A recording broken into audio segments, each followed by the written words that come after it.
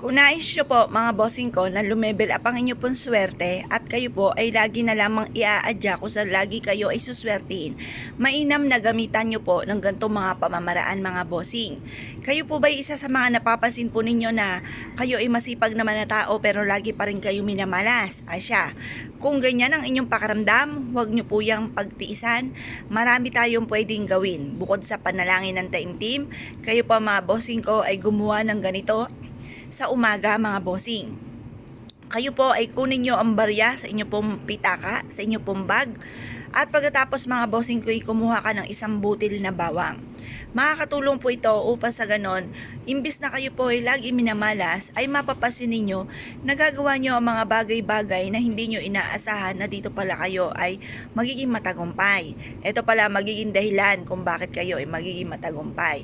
Kaya ang gawin po ninyo, kumuha ka ng barya, hugasan nyo po muna ito dahil kung sino-sino na ang humawak ng barya na maaaring may nakakapit na kamalasan na po dyan, hugasan nyo po muna. Kapag po ito ay natuyo na sa pamamagitan ng sinag ng araw, huwag nyo po siyang tutuyuin. Yan po ay pwede na nating gamiting pampaswerte. Pagkatapos kumuha ka ng isang butil na bawang, mag-wish ka ng mula sa inyo pong puso. Sabihin nyo po, sa pamamagitan ng pampaswerteng ito, sa pamamagitan ng sipag at tiyaga at pananalig sa mahal na Panginoon, ay makakamit ko lahat ng aking mga pinapangarap sa buhay. Siksik-liglig at umaapaw at maraming blessing ang darating sa akin. Ganon ang mga pag-wish na walang gamit na sana, direct to the point. At pagkatapos, ibilad nyo po ito hanggang alas 8 ng umaga. Makalipas ang alas 8 ng umaga, ito pa mga bossing ko ay ilagay po ninyo sa center table po ninyo. Ito po ay makakatulong para makapagtaboy ng mga kamalasan. At ito po mga bossing ko, halimbawa, 'di ba, lumabas ka ng inyong tahanan. Or kaya yung mga anak po ninyo pumasok sa school, pumasok sa trabaho.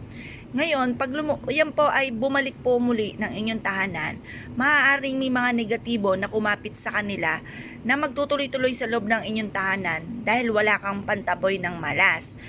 Mapapasin na lang po ninyo na parang nagsabay-sabay na ang mga pagsubok dahil kada labas, ipinasok naman ang mga kamalasan. Ngayon po mga bossing, mas mainam na meron kang pantaboy ng kamalasan na kagaya ng barya mga bossing ko at ng bawang. Makakatulong po ito upang sa ganon, imbis na kamalasan ay puro kaswertehan naman ang maaaring mapapasa inyo. Pero syempre mga bossing ko, itong mga pampaswerte po natin ay sangkap lamang para tayo maging matagumpay. Ang numero 1 po dyan ay sipag at tiyaga at pananalig sa mahal na Panginoon. Kaya lang, misa may dumarating sa ating pagsubok na masipag naman po tayo, madiskarte, hindi nakakalimot magdasal, pero nadadali pa rin ng mga kamalasan. Kaya dyan naman papasok mga bossing ko ang ating mga pampaswerte. Kaya kung kayo po'y naniniwala at nais nyo po itong gawin, subukan nyo po ito at proven po ito na napakaswerte. Kaya kung kayo po'y naniniwala ay siya mga bossing at gagawa ka rin naman, good luck po sa inyo po lahat.